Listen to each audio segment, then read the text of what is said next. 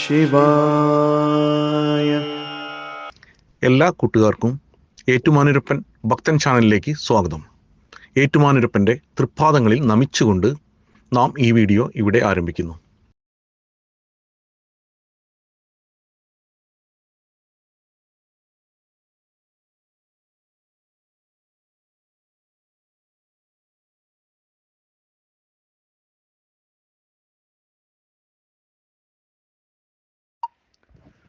ആദ്യമേ പറയട്ടെ, ഈ ചാനലിൻ്റെ ഉദ്ദേശം നമ്മുടെ ആളുകൾക്ക് നമ്മുടെ സംസ്കാരത്തെപ്പറ്റിയും ഹിന്ദുമതത്തെപ്പറ്റിയും നല്ല അവബോധം ഉണ്ടാക്കാൻ വേണ്ടിയാണ്. മറ്റുള്ളവരുടെ ചോദ്യങ്ങൾക്ക് നമുക്കും നമ്മുടെ കുട്ടികൾക്കും മറുപടി പറയാൻ സാധിക്കണം. അതുകൊണ്ട് പരമാവധി ഈ ചാനൽ നമ്മുടെ ഓരോ വിശ്വാസികളായ ഹിന്ദുക്കളിലും ദയവായി എത്തിക്കണം. നമ്മുടെ സംസ്കാരം നമ്മൾ അറിയാതെ പോയാൽ മറ്റുള്ളവർ അത് നമ്മളെ പഠിപ്പിക്കും.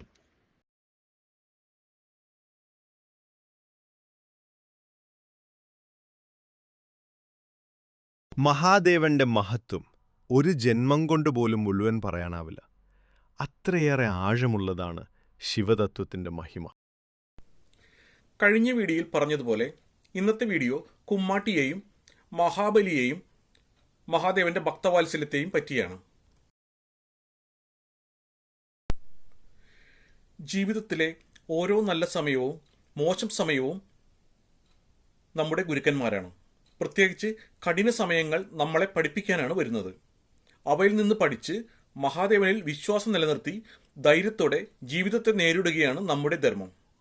മഹാദേവൻ നമ്മളെ പരീക്ഷിക്കുന്നില്ല, പകരം നമ്മളെ ശക്തരാക്കുകയാണ് ചെയ്യുന്നത്. ഈ വീഡിയോയുടെ ഏറ്റവും അവസാന ഭാഗത്ത് യോഗ ചെയ്യാൻ താല്പര്യമുള്ളവർക്കായി 5 മിനിറ്റ് ധ്യാനം ഉൾപ്പെടുത്തിയിട്ടുണ്ട്.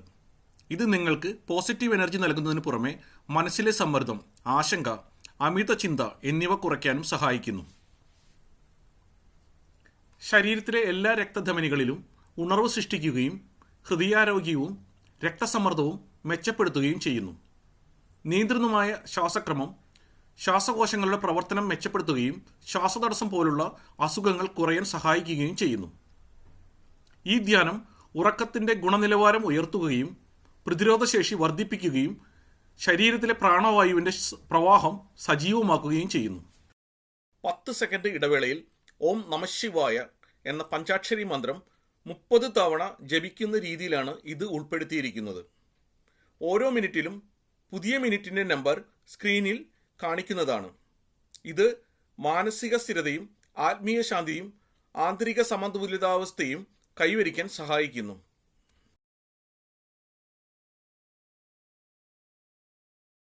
കുമ്മാട്ടികളുടെ വീഡിയോ കാണാത്തവർക്കായി ചുരുക്കി പറഞ്ഞാൽ, മഹാബലി വെറും അസുരരാജാവല്ല, സത്യം, ധർമ്മം, സമത്വം എന്നിവയിൽ അധിഷ്ഠിതമായി രാജ്യം ഭരിച്ചൊരു മഹാനായ രാജാവായിരുന്നു. മഹാശിവഭക്തനായിരുന്നെങ്കിലും അദ്ദേഹം ഒരിക്കലും അനുഗ്രഹം ചോദിച്ചിരുന്നില്ല. ഈ നിസ്വാർത്ഥ ഭക്തിയിൽ പ്രസന്നനായ മഹാദേവൻ അഭ്യർത്ഥന ഇല്ലാതെ തന്നെ ദൈവിക സംരക്ഷണം നൽകി. അതാണ് കുമ്മാട്ടികൾ. ശിവഭൂതഗണങ്ങളായ കുമ്മാട്ടികൾ മഹാബലിയുടെ അദൃശ്യ കാവൽക്കാരായി. ദുഷ്ടശക്തികളെ തടഞ്ഞ് രാജാവിനെ സംരക്ഷിച്ചു. അതുകൊണ്ടാണ് മഹാബലി അജയ്യനായത്. വാമനാവതാരത്തിൽ ഇത് യുദ്ധമല്ല, ധർമ്മപരീക്ഷണമായതിനാൽ കുമ്മാട്ടികൾ ബലിരാജാവ് നൽകിയ വാക്കിന് വില കൊടുത്തു.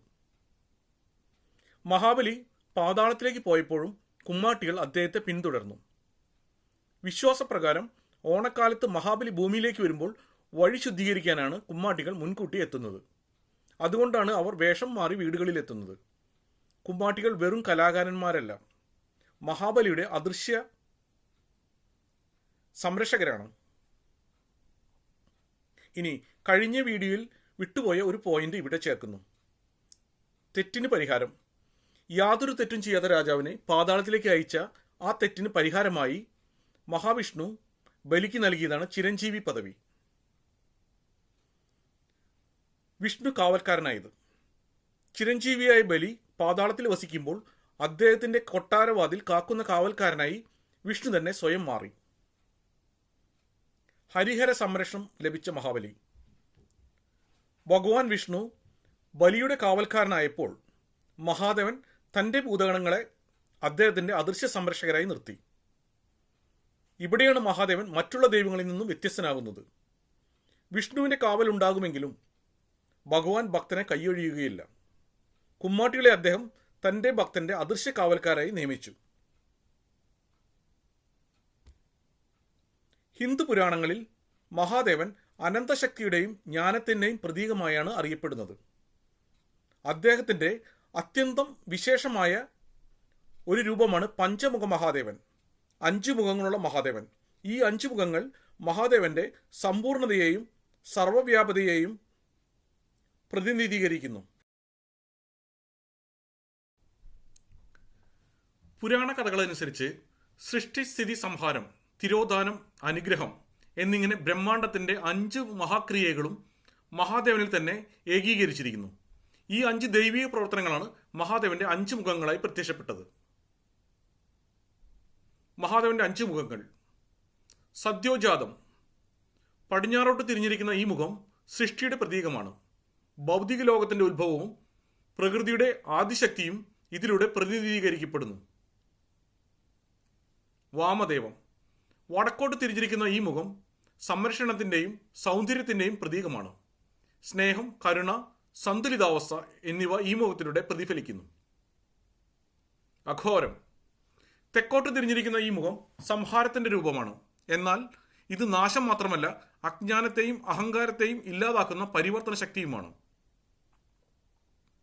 തത്പുരുഷം. കിഴക്കോട്ട് തിരിഞ്ഞിരിക്കുന്ന ഈ മുഖം ആത്മജ്ഞാനത്തിൻ്റെയും ധ്യാനത്തിൻ്റെയും പ്രതീകമാണ്. സത്യം അന്വേഷിക്കുന്ന യോഗികളുടെ മാർഗദർശകനായ രൂപം. ഈശാനം.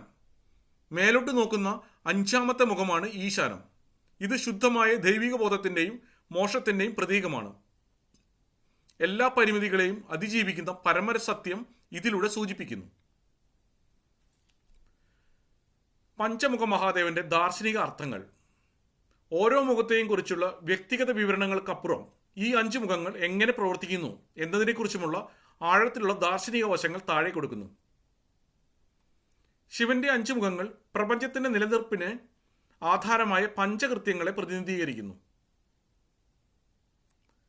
സൃഷ്ടി. സദ്യോജാതൻ വഴി പുതിയ രൂപങ്ങൾ ഉണ്ടാകുന്നു. സ്ഥിതി. വാമദേവൻ വഴി പ്രപഞ്ചം സന്തുലിതമായി നിലനിൽക്കുന്നു. സംഹാരം. അഘോരൻ വഴി പഴയത് നശിച്ച് പുതിയതിന് വഴിയൊരുങ്ങുന്നു. തിരോധാനം. തത്പുരുഷൻ വഴി പരമസത്യം മായയാൽ മറക്കപ്പെടുന്നു. ജീവാത്മാവിന് അനുഭവങ്ങൾ നൽകാൻ വേണ്ടി. അനുഗ്രഹം. ഈശാനൻ വഴി ജീവാത്മാവിന് മോക്ഷം ലഭിക്കുന്നു. പഞ്ചഭൂതങ്ങളും ശരീരശാസ്ത്രവും. നമ്മുടെ ശരീരവും പ്രപഞ്ചവും 5 മൂലകങ്ങളാൽ ഉണ്ടാക്കിയതാണ്. ഈ മൂലകങ്ങൾ മഹാദേവന്റെ 5 മുഖങ്ങളുമായി ബന്ധപ്പെട്ടിരിക്കുന്നു. അതുകൊണ്ട് യോഗികൾ മനുഷ്യ ശരീരത്തെ ഒരു ശിവക്ഷേത്രമായി കാണുന്നു. സദ്യോജാതൻ ഭൂമിയെ സൂചിപ്പിക്കുന്നു. വാമദേവൻ ജലത്തെയും, അഘോരൻ അഗ്നിയെയും, തത്പുരുഷൻ വായുവേയും, ഈശാനൻ ആകാശത്തെയും സൂചിപ്പിക്കുന്നു. ചുരുക്കി പറഞ്ഞാൽ മനുഷ്യ ശരീരം എന്നാൽ പഞ്ചഭൂതങ്ങളുടെ സമന്വയം. അതുകൊണ്ടാണ് ശരീരത്തെ ദേവാലയം എന്ന് പറയുന്നത്.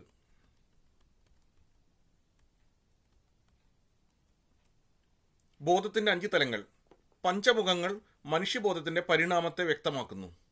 താഴത്തെ 4 മുഖങ്ങൾ കിഴക്ക്, പടിഞ്ഞാറ്, തെക്ക്, വടക്ക് നമ്മുടെ ഭൗതിക നിലനിൽപ്പിനെ സൂചിപ്പിക്കുന്നു. മുകളിലേക്ക് നോക്കുന്ന ഈശാനമുഖം ഭൗതികതയ്ക്ക് അപ്പുറമുള്ള തൃതീയ അവസ്ഥയെയും പരമബോധത്തെയും സൂചിപ്പിക്കുന്നു. ഈശാനൻ മറ്റു 4 മുഖങ്ങൾക്ക് മുകളിലായി എല്ലാ ദിശകളെയും ഒരുപോലെ വീക്ഷിക്കുന്ന ആകാശരൂപമാണ്. മന്ത്രശാസ്ത്രത്തിലെ പ്രാധാന്യം. ശിവന്റെ ഏറ്റവും പവിത്രമായ നമഃശിവായ എന്ന പഞ്ചാക്ഷരി മന്ത്രത്തിലെ ഓരോ അക്ഷരവും ഓരോ മുഖത്തെയാണ് ആവാഹിക്കുന്നത്. സ സദ്യോജാതൻ, മ വാമദേവൻ, ഷി അഘോരൻ, വ തത്പുരുഷൻ, യ ഈശാനൻ. മന്ത്രശാസ്ത്രത്തിൽ പ്രാധാന്യം. അതുകൊണ്ട് പഞ്ചാക്ഷരി മന്ത്രം ജപിക്കുമ്പോൾ നാം മഹാദേവന്റെ 5 മുഖങ്ങളെയും അവയുടെ പ്രപഞ്ചശക്തികളെയും വണങ്ങുന്നതാണ്. കലയും ശില്പവിദ്യയും. ഭാരതീയ ശില്പകലയിൽ പ്രത്യേകിച്ച് എലിഫന്റ ഗുഹകളിലെ വിഖ്യാതമായ മഹേശമൂർത്തി ശില്പം പഞ്ചമുഖഭാവത്തിന്റെ ഉത്തമ ഉദാഹരണമാണ്. അവിടെ നടുവിൽ ശാന്തനായ തത്പുരുഷൻ, വലതുവശത്ത് രൗദ്രനായ അഘോരൻ, ഇടതുവശത്ത് സൗമ്യനായ വാമദേവൻ എന്നിവ ദൃശ്യമാണ്.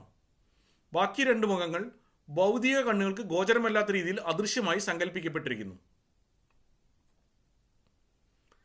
പഞ്ചമുഖ മഹാദേവന്റെ സന്ദേശം. മഹാദേവന്റെ പഞ്ചമുഖ രൂപം മനുഷ്യജീവിതത്തിനുള്ള വലിയ സന്ദേശമാണ് നൽകുന്നത്. സൃഷ്ടിയും നാശവും സൗന്ദര്യവും കഠിനതയും ജ്ഞാനവും കരുണയും എല്ലാം ജീവിതത്തിലെ അനിവാര്യ ഘടകങ്ങളാണ്. ഇവയെല്ലാം ഒരുമിപ്പിച്ചാൽ മാത്രമേ സമ്പൂർണ്ണത കൈവരിക്കാനാവൂ. അതിനാൽ തന്നെ പഞ്ചമുഖ മഹാദേവൻ ഒരു ദൈവരൂപം മാത്രമല്ല, ആത്മബോധത്തിൻ്റെയും ജീവിത സത്യങ്ങളുടെയും ദാർശനിക പ്രതീകമാണ്. ഉപസംഹാരം. പഞ്ചമുഖ മഹാദേവൻ എന്നത് ഒരു ദൈവിക രൂപം എന്നതിലുപരി സർവം ശിവമയം എന്ന സത്യത്തിൻ്റെ വെളിപ്പെടുത്തലാണ്. പ്രപഞ്ചത്തിൻ്റെ എല്ലാ മാറ്റങ്ങളും എല്ലാ ചലനങ്ങളും ഈ 5 മുഖങ്ങളിലൂടെ സംഭവിക്കുന്ന ഊർജപ്രവാഹങ്ങളാണ്.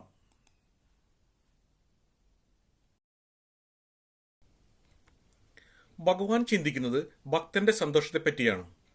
മഹാദേവൻ ഭക്തനെക്കുറിച്ച് എപ്പോഴും ചിന്തിക്കുന്നു. അവന്റെ സന്തോഷവും ദുഃഖവും ആശങ്കകളും മനസ്സിലാക്കുന്നു. ഭക്തനും മഹാദേവനും പരസ്പരം നല്ല ഒരു ബന്ധം സൃഷ്ടിക്കപ്പെടുന്നു. ഈ ബന്ധം ജീവിതത്തെ നല്ല അനുഭവങ്ങളിലേക്ക് നയിക്കുന്നു.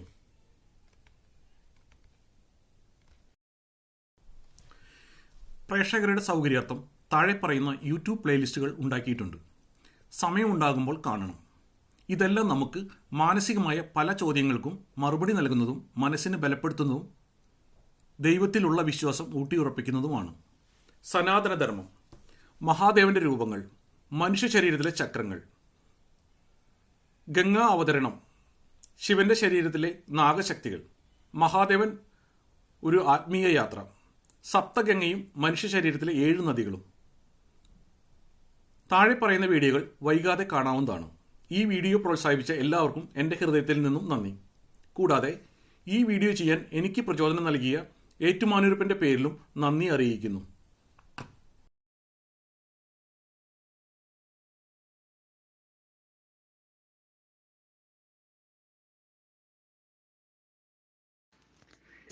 ഇനി മഹാദേവനെ മനസ്സിൽ സ്മരിച്ചുകൊണ്ട് പതുക്കെ ശ്വാസം ഉള്ളിലേക്ക് വലിച്ചുകൊണ്ട് ഉള്ളിൽ നിന്നും ഓം നമഃശിവായ എന്ന് പറഞ്ഞുകൊണ്ട് പതുക്കെ ശ്വാസം വിടുക.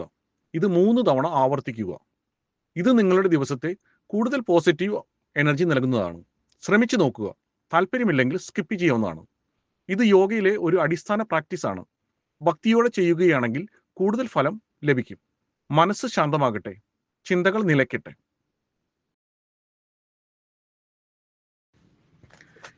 ഇനി 30 സെക്കൻഡ് ഭക്തിയോട് കൂടിയ യോഗ തുടങ്ങാം. ഓം നമഃശിവായ. ഓം നമഃശിവായ. ഓം നമഃശിവായ.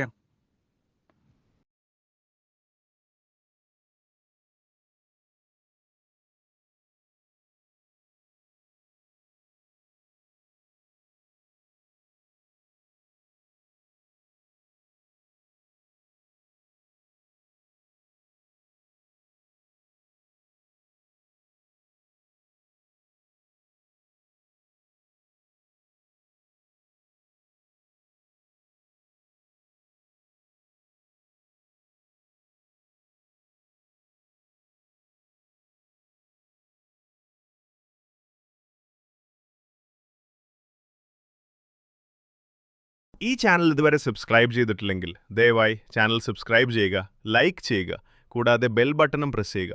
അപ്പോൾ പുതിയ വീഡിയോസുകൾ അപ്ലോഡ് ചെയ്യുമ്പോൾ നോട്ടിഫിക്കേഷൻ കിട്ടുന്നതാണ്. ഏറ്റുമാനൂരപ്പൻ്റെ തൃപ്പാദങ്ങളിൽ തൊട്ടുകൊണ്ട് ഈ വീഡിയോ തൽക്കാലം അവസാനിപ്പിക്കുന്നു.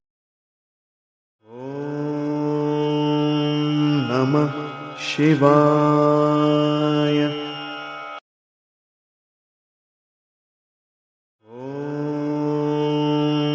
നമഃ ശിവായ. ഓം നമഃ ശിവായ. ഓം നമഃ ശിവായ.